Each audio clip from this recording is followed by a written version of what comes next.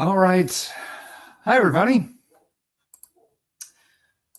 Welcome back. Hi, everyone. How's it going? Got 6 people here. Hopefully, we'll get it, or actually, maybe 7 with Edith and Elton. Um, I think we got some first timers. Any first timers to open art? Nice. Well, Edith, Elton, welcome. And it is nice to have all of you here. So today we're just gonna I'm gonna open up Maya. It's gonna be kind of a question and answer, kind of a show and tell. Maybe I'll show a few things, and but answer questions too about Maya, because I know when I first kind of started thinking about learning 3D, it was pretty overwhelming. And by that point, I had been an animator for 10 years professionally. Um, that's the goal, Carson. We'll see if it plays out. Yeah. Um, to have a new border. But when I first started CG, it was kind of threatening, kind of overwhelming. Can I really do this? Um, and so um, so this is sort of, for anybody who's interested, just to learn a little bit more, and that's fine, Megan. Um, and get a few more people in here. Well, let me share my screen and get set up here. Now, I talked about sort of doing Maya rigging, and we will do some rigging demos and whatnot. But I figured I'd start it off with any questions that anybody has regarding Maya, or anything that they might want to know. I'm going to do a kind of a brief intro. The 3D, it sort of surprised me. It's really nothing like drawing. It's much more like stop motion, and kind of using virtual stop motion. What we use, and let me see if I have a rig here.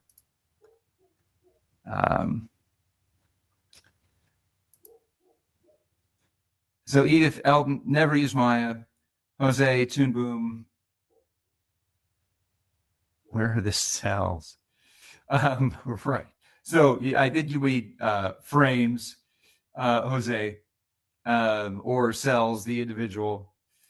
But let me see kind of where I can bring up here. So I'm going to bring up.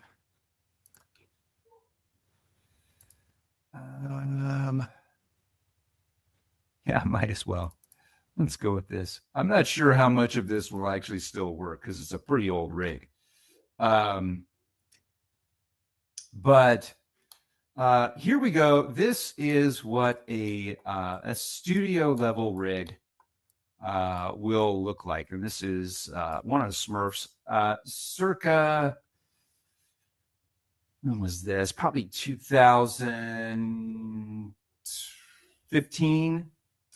So not too old, but old enough. Carson, I have not. I have avoided anything Smurf related since 2015.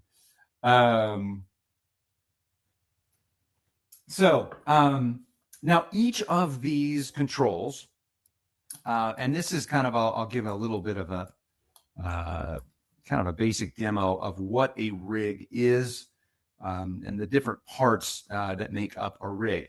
When you are looking at Maya, you can look at all of these different things.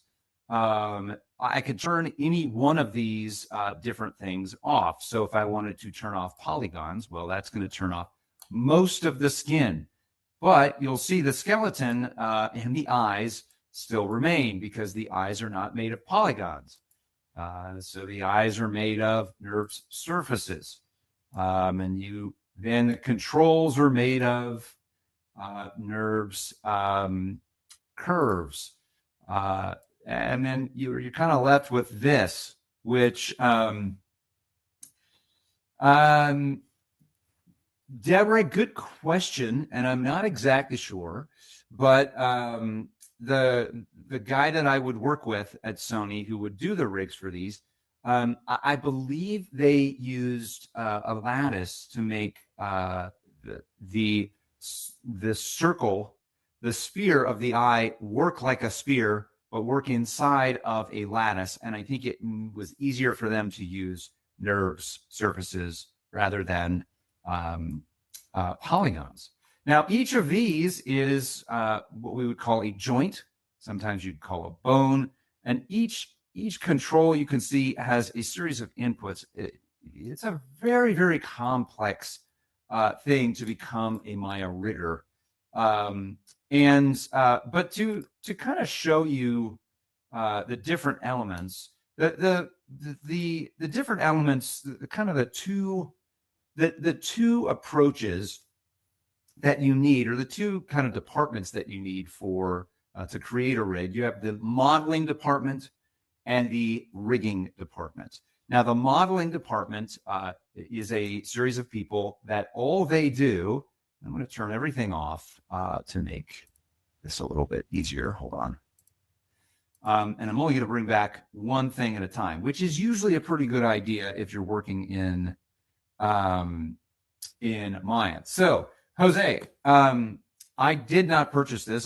This was a rig we used when I was at Sony, working at Sony, and this rig was created.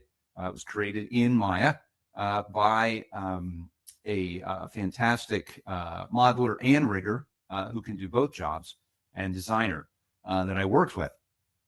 Now, I'm going to show the polygons here, and I'm also going to show the nerve surfaces to make this a little less threatening. Now, this skin, as we might call it, you can see is made up of a number of different points, or what we call vertices. Each one of these vertices has a mathematical calculation of where it is away from the origin. So if you've done any geometry or algebra and you've done X, Y, and Z, you can see X, Y, and Z. All of CG is built upon the origin being the center of this grid. That is 0, 0, 0. And so this vertice is, so many units in Y, so many units in X, and so many units in Z. And but there's plenty of ways to kind of work on modeling, and you can move these, although I can't move these because these are locked. But if I were to create a polygonal surface, and I wanted to sculpt this, I could do all sorts of different things by moving this around, and it can stretch that. I can also grab a hold of the faces, and I can also grab a hold of the edges or the lines. So there's lots of different ways to do this. And catch up, see if I missed anything. Okay. Now, so what I did when I worked at Sony was I worked in what we call the 3D visual development group. So what we did is we took drawings and then we turned those drawings into three-dimensional models. And we worked with the character designers, and then we would quickly put rigs onto the models, and then do prototype animation to kind of work out what the style could be. And we worked very closely with the director. Once that style and everything was worked out, then that would go into production, into the animation department, which I had done for many, many years on many, many films. And once that happened, then it would then be put into production, and they'd make the film. Now, so there is one kind of major department that will sculpt or create the skin, if you will. And there's lots of different programs that you can do this in. The two main ones are ZBrush, and Autodesk also makes one called Mudbox. And Mudbox, let me get rid of this, kind of works like a lump of clay, virtual clay, if you will. So let me open this up. And if I wanted to take, a basic head here, and I could start with a template. And now this is all vertices too. It's just a different way of sort of calculating them. But you can see that there's a 0, 0, 0, 0. And so I can, with this, begin to go in. In fact, I'm going to use a special stylus. I have my little, and make a 3D stylus, which I don't know if it's really worth it, but now I can go into painting or sculpting. I'm going to sculpt here, and I'm going to mirror this on either side. And smooth I want to grab. You can see if I wanted to kind of push out the cheekbones a little bit, make this a little bit sharper. So you can go in and sculpt out this. Now, Jose, you can scale things bigger, larger in Maya. That's another thing you can do. You can see that this head is actually rather small, Smurf size, but generally speaking, you would probably enlarge it once you were done.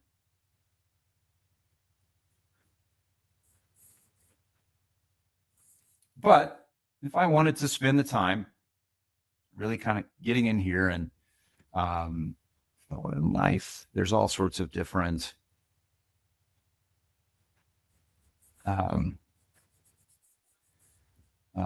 options here. That one's not working all that well.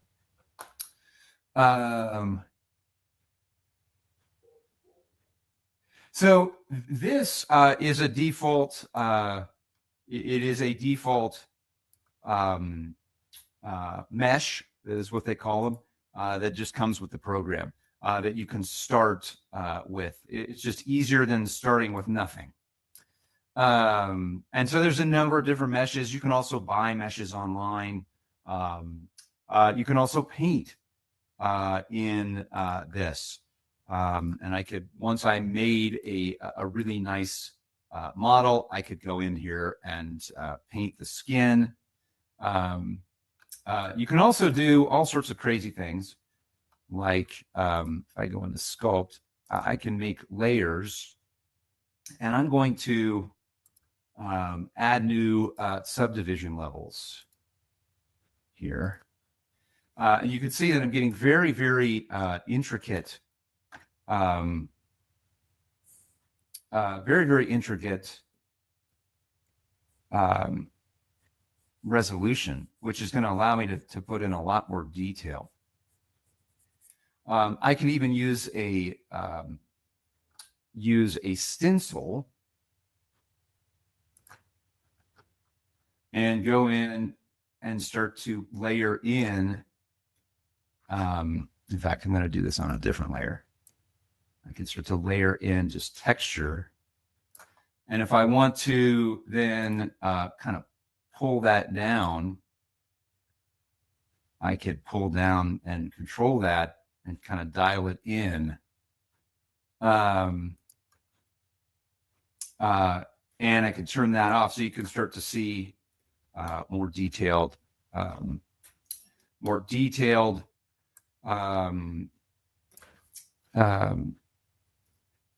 texture on the skin and things, leathery skin, exactly.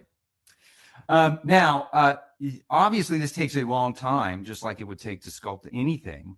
So, Paulina, do I have any models I've made? So when I worked at Sony, I was working on Smurfs, and I don't have. I did model a few things.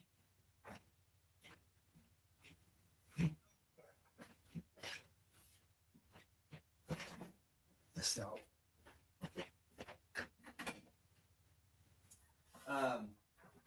so this is the first. This is the first Gargamel, and then I ended up modeling Gargamel for the third Smurfs movie, and did some animation. More often than not, I didn't do characters. I tended to do the environments. So I modeled the Smurf village, the basic kind of outline of the Smurfs village. I modeled a lot of Papa Smurf's house. Now, have I done some of my own characters? Yes. And let's see if I could find some of those. And come back to this here in a little bit. And let's go to, let's see, where would that be?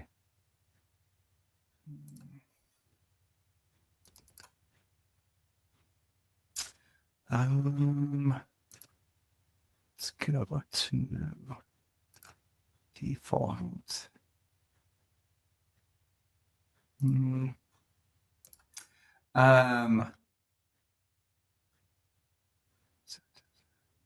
Sorry, trying to catch up here.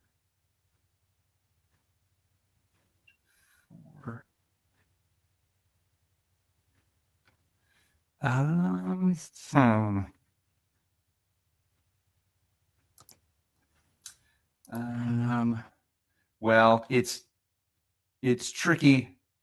I have some simple characters. I'm trying to find where did I put all of that stuff? I sort of lose track of where a lot of these different things are.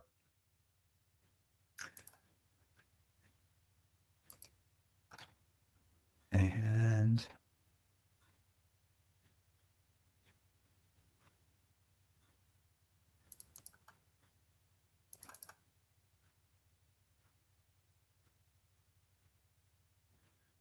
well, I mean, the easiest stuff, this is stuff like, here's a very simple rig that I've created for level 1 animation. This is obviously a lot easier to make than either one of the characters that I've shown you, but I try to keep it simple for very basic purposes. I've also created a, let's see,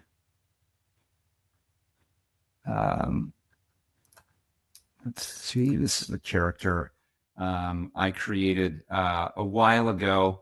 I did some e-cards with this character, and all of these curves then get into, we're getting there. So get into the controls. Now, just like Hefty, the Smurf, if I go in here and show none and bring back the joints, this is the skeleton for this character. So that's where we get into what we call rigging. Once the skin is created or modeled or sculpted, then we get into the process of creating controls that work and will then attach the skin or the geometry to the joints. And these controls, once those controls have been put on, then we can animate the character. So let me come back to this for a moment here. Now, did I miss any?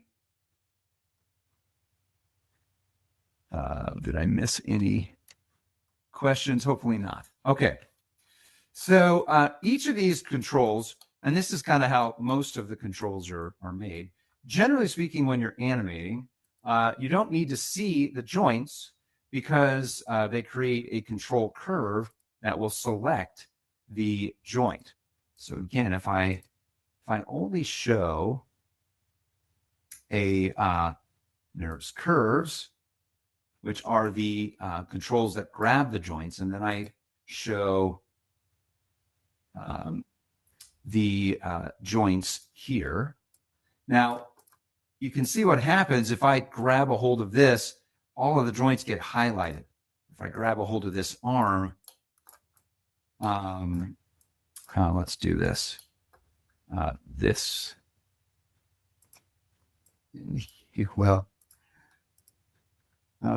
do this. If I grab a hold, here we go. This is simple. You can see where if I grab a hold of this curve, then the joint is highlighted because it is the same thing as selecting the joint itself.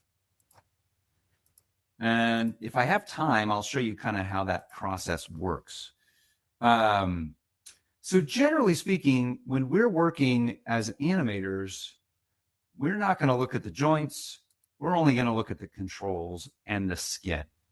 So I pretty much turn everything else off except for the joints themselves, or the controls and the skin themselves. Now, even then, that's a lot of controls. So usually we're given the control to turn off and on. There's actually more controls in there.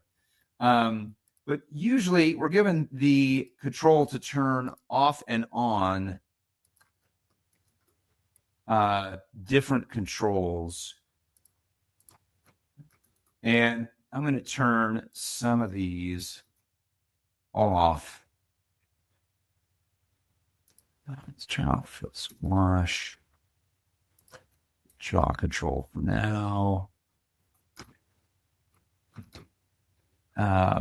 Arm, leg, and the face controls. So you can see this becomes a little bit easier, still a lot to keep track of. Now, once I have controls, I can do multiple things with a control and set keys.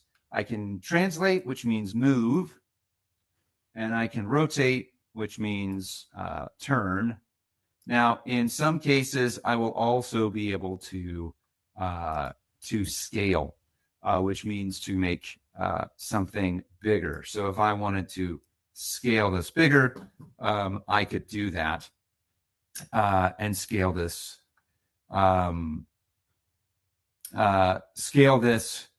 larger. Now, in any case, once I do this, I can also set a key. And when I set a key on a frame, this is the timeline down here, and then go to a different frame and set a new key and move this to a new position. Well, now the computer is going to fill in the in-betweens. And this is how you animate in CG. Now, each of these controls can be moved and have keys set on the control for every frame. So this is generally how I work. Lots of people work lots of different ways. Bye, Jose.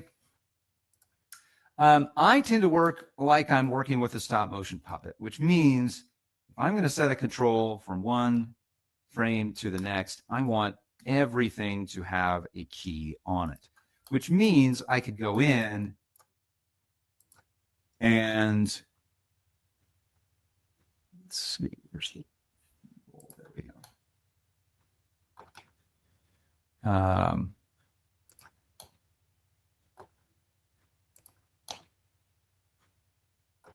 I can go in and set different keys.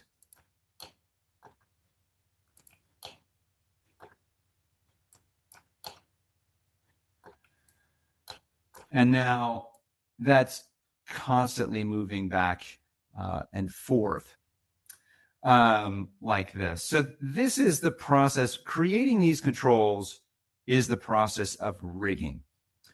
And once you create all of these controls, there's so many different opportunities, especially when you get into the face, to create controls. I can do a little puff. You know, when we get into a studio rig, you can get into puffs, thickens, sheet puffs. You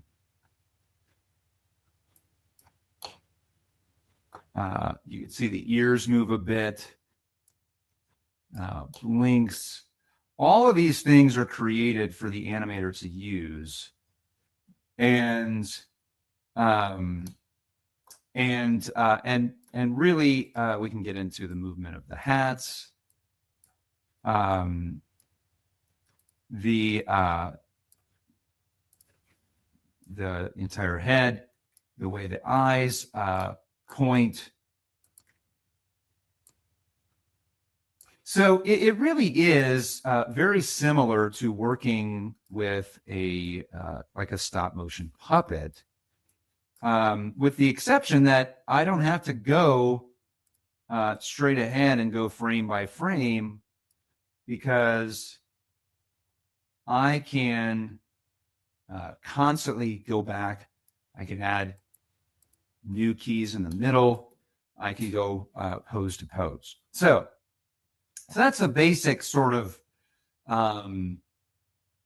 idea behind modeling and rigging, and kind of a basic breakdown of what those are. Any thoughts or questions? Paulina had wanted to create a model of one of my characters. It turned out my computer could not handle the program at all. Right. It is a big program. It generally works pretty well on a decent gaming computer, but it needs a really good graphics card to handle the 3D graphics. It needs a good processor and a lot of memory. Now, there are programs like Blender, and there's all sorts of different 3D programs, 3D Studio Max. They all generally work the same way. There's like their controls are named different things, and maybe they have names for different menus and whatnot. But the process of models, rigs, animation, keys, sort of a virtual stop motion puppet, all of that works the same way. Cinema 4D, yeah. And a lot of the times, now what I'm doing in the rigging here, and I'm gonna kind of show you this. This is all interactive, and you can do a lot of rigging that way. What had become pretty standard in the studio world is to actually code and write the computer code to create the rig. And so I would actually sometimes get a lines and lines, pages of code, and I would copy those and paste those in to this little window, hit enter, and then it would manufacture a rig before my eyes.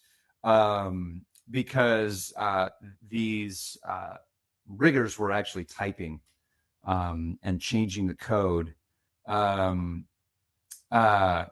with that. Now, Maya will work with two languages, Python, but actually Mel is the native language for Maya. And so I don't know how to code really at all. I do know how to write some specific codes that I can use for the process of rigging. So I'm going to make a simple little rig here and show you kind of the process. So what I'm going to do, let's do this. Okay, I'm going to sculpt a quick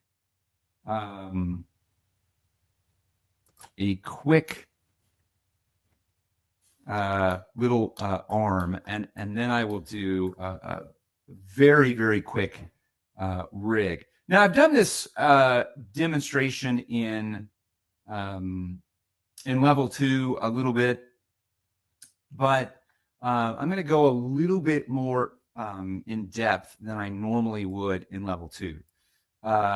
And the first thing you can do, you can kind of scale, push, pull, add in vertices.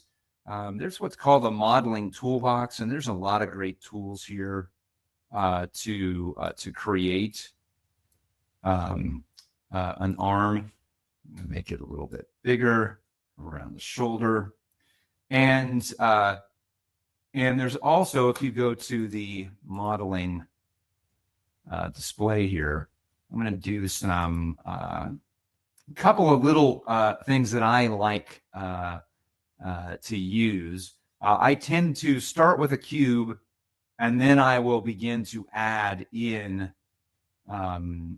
edges. And so if you see this insert edge loop, I can click on this and add this in. I can add another edge here. And just click there.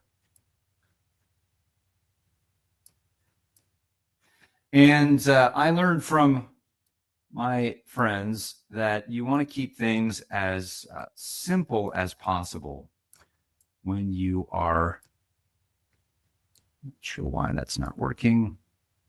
Oh, that's why. There we go. As simple as possible when you are beginning to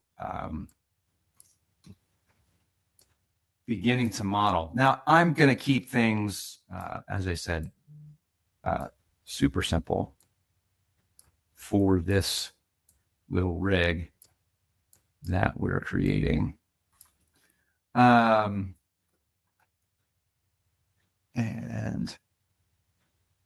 okay. Now,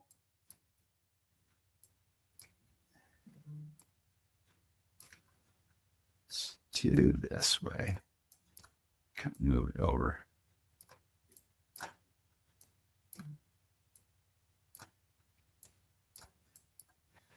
And I'm going to set these spans at the spots that I want them for the joints. Now, I'm going to need more resolution in this, meaning I'm going to need more vertices. But for the spots that I'm going to create this, I want this to be the shoulder. I want this to be the elbow, this to be the wrist, etc. So once I have those kind of in place, then I can add more resolution. And so I'm going to just kind of add in a few edges. Whoops, that's not really working. I want it. And let's do this. Kind of round this out a bit.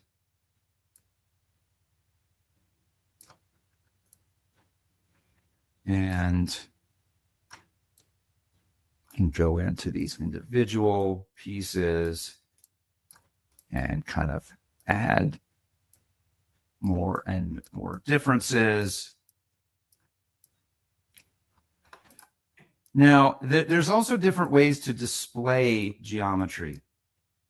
There is the most basic way and not smooth way, meaning it is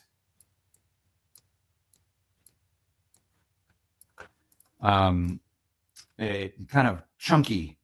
But if I want to smooth this out, I can hit the 3 button, and this will make it smooth skin. But you can see that it also makes it kind of in its sort of melted look.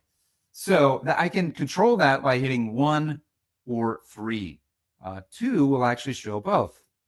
And you can see inside here, if I change this vertice, it will actually change the smooth one as well.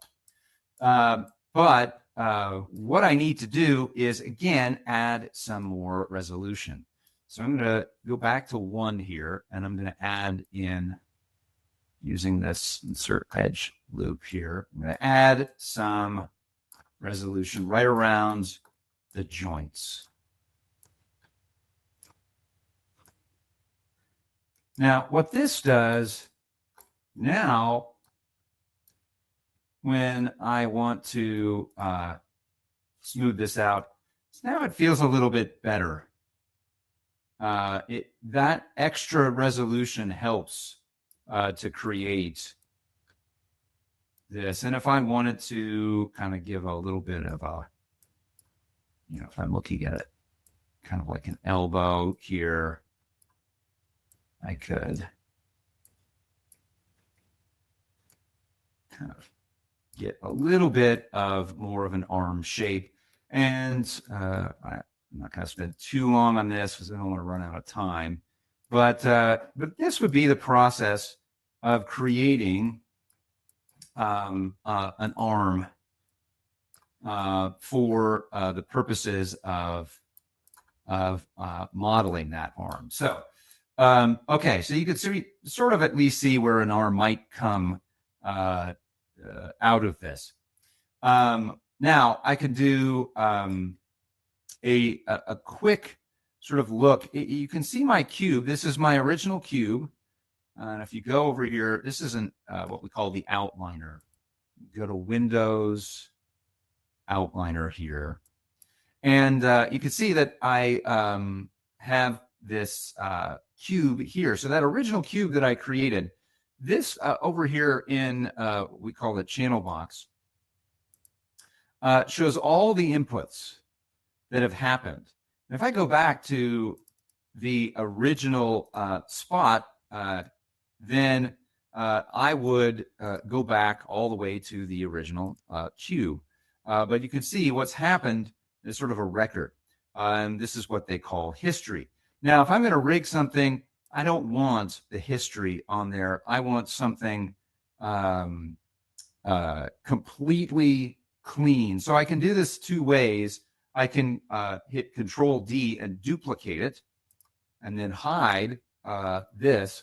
So when I grab this second one, now there's no history. It's completely clean. And I even this sort of translate, you can see there's 6 here.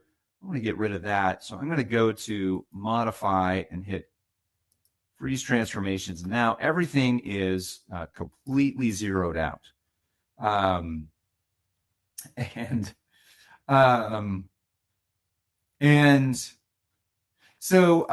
once I've done that, I could also delete the history, but this is a safer way to do it. Now I'm going to go work on creating the rig for this. Now, the way I do this, it's not the only way to do it, but this is just the easiest way for me, is I create what's called a locator for every spot that I want a joint to go. So I'm going to hit Control D and duplicate that. Control D, duplicate that again. I'm going to also put a joint right at the end of the hand. And I'm also going to create one extra joint. The reason I do this is to keep all the joint rotations the same. And I'm not going to go into that too much. But for the moment, I'm going to hide this second arm here. You can see in the outliner, you get to see a list of all the different things that you've created, and you can select them through here. You can also, when you select, turn the visibility off by hitting 0. Now I'm going to switch over to rigging. And I'm going to hit this one little button up here. Now, if you don't see all these magnets here, it may be because they're hidden, and you need to turn them on by hitting one of these little menus. I'm going to turn this little snap to points on, and you see that this turns into a circle. Now, what happens is when I go to skeleton and I use my create joints, I click on these locators. Now, even if I click over here, it's going to create a joint right on that locator. So this means it's an easy way to create joints and have those joints be exactly where I want them. Now, at this point, you can see that I have what we call a joint chain. And I can go in here and rename these.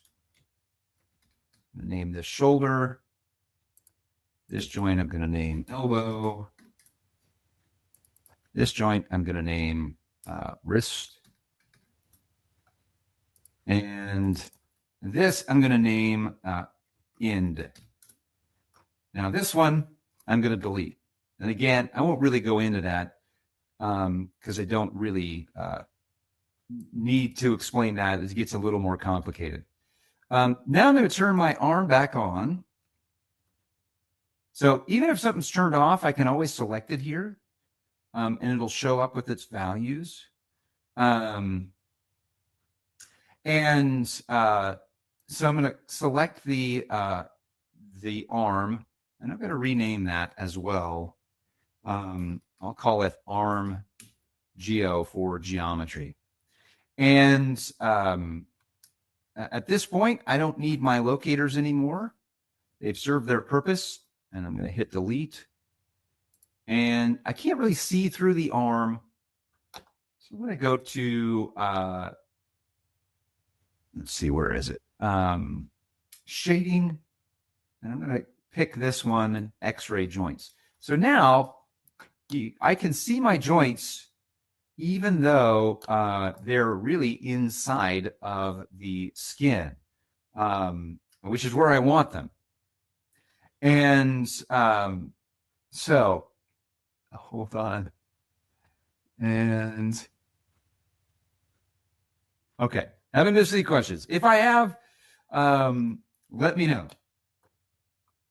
Now, in order to create controls, and this is where, and Deborah, you may not have used this, you may have, I'm not sure. But this is a nifty little trick that I really like.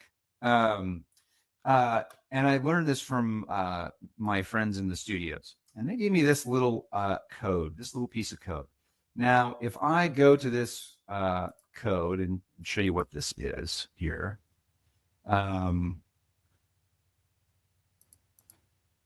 Where's my shelf editor?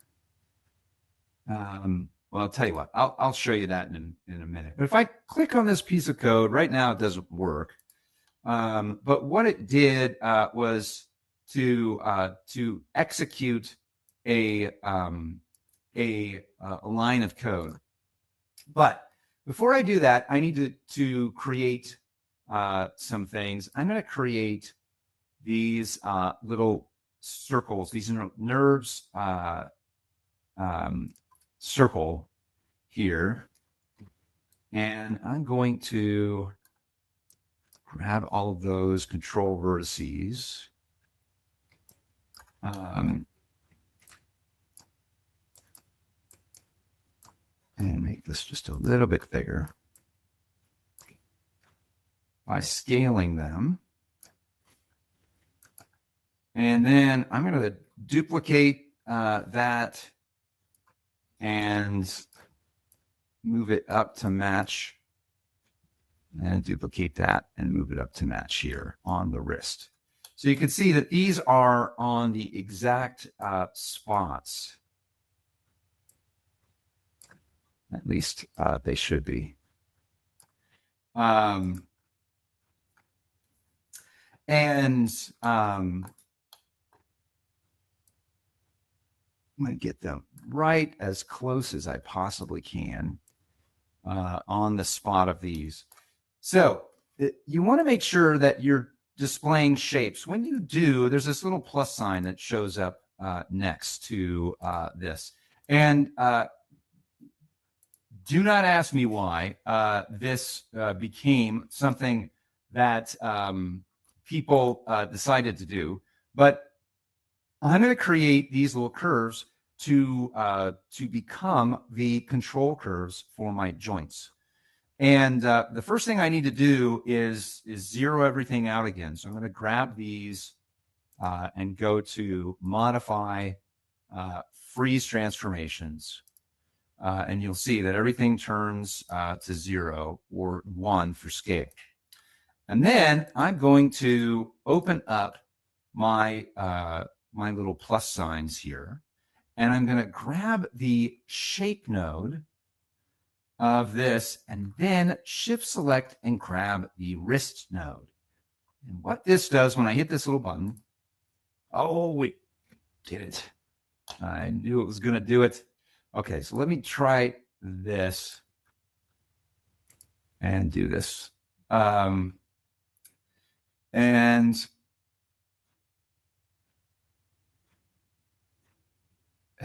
yes, no length. Okay, so I have to make sure that this and this match.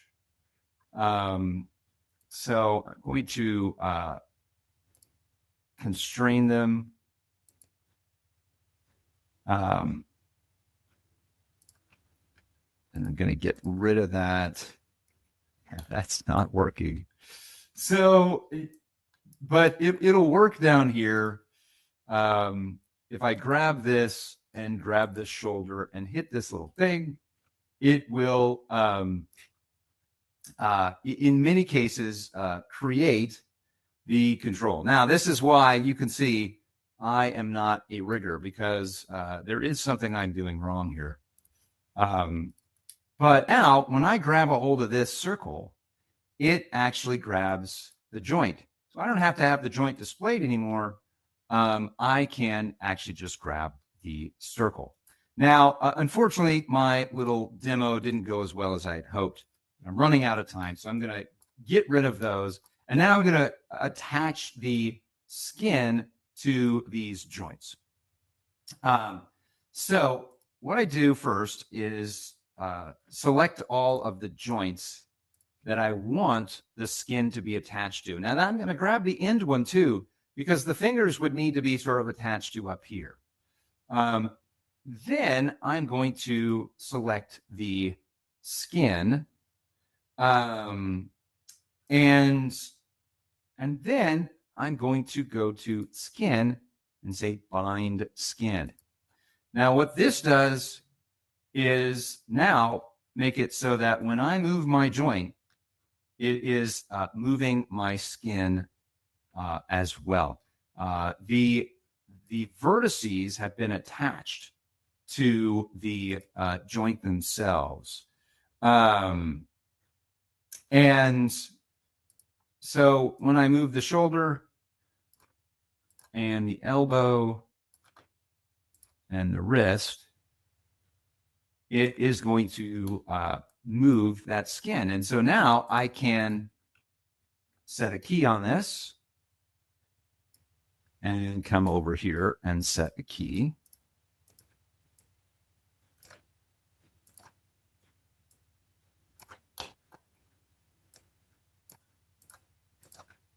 And you can see that I get this movement. Now I'm going to go in here and add in just a little bit of overlapping action.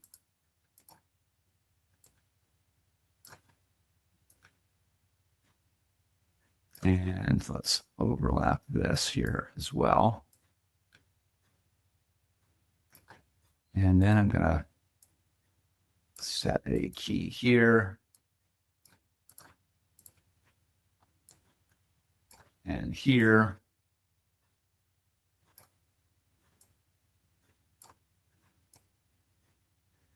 And this would be the basics of how we would rig a character and then add in that animation.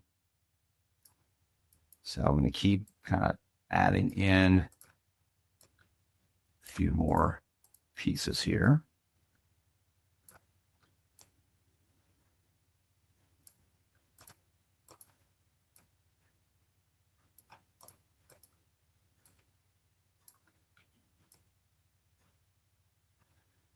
And let's go here.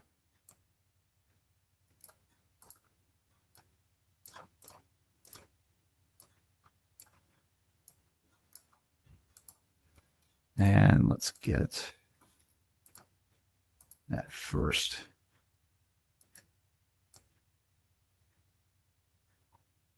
But you can start to see what the animation is going to look like here. And if I turn off the joints, then all you're left with is the skin. And this is the basics of how characters are created and how the rig, on a much more complex level, was created for this piece of animation right here. So this is a piece of animation I did a long time ago, probably back in 2015, that has all of this movement. And this is how it was all done. You can see that if I move into the perspective view, and showed the NURBS curves, then you can see I got to get the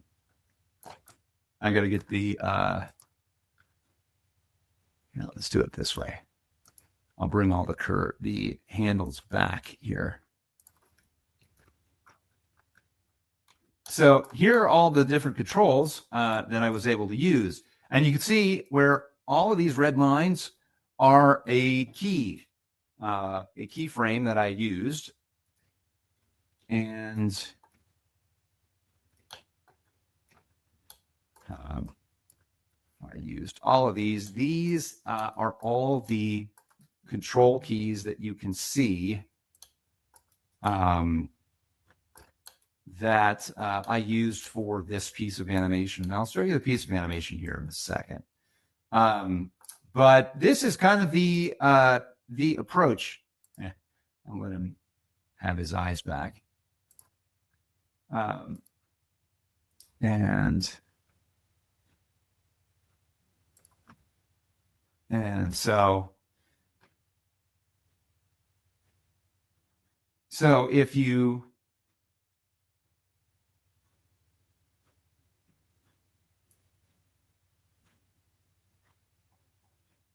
so that is again the basics of rigging. And then let me see if I can find this. This would be maybe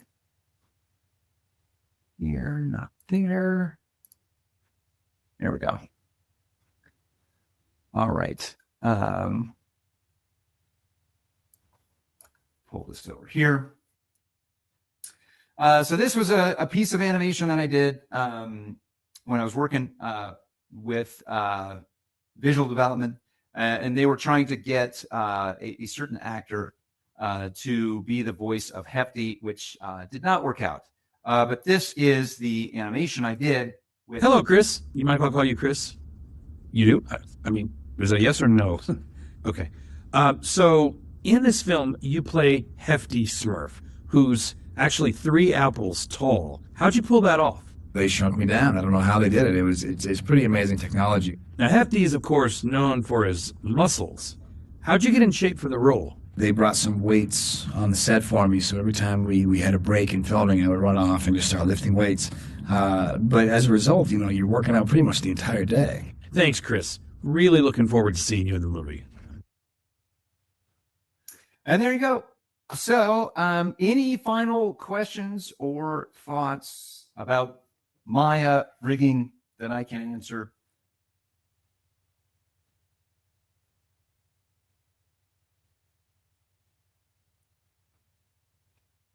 All right. And well, then, thanks for being here. Hopefully that was helpful. And if you would like to be part of this madness, you can join us. Go to www.theanimationcourse or .theanimcourse and .com, and you can email me at chad@theanimcourse.com. Have a great day, everybody. Bye, everyone.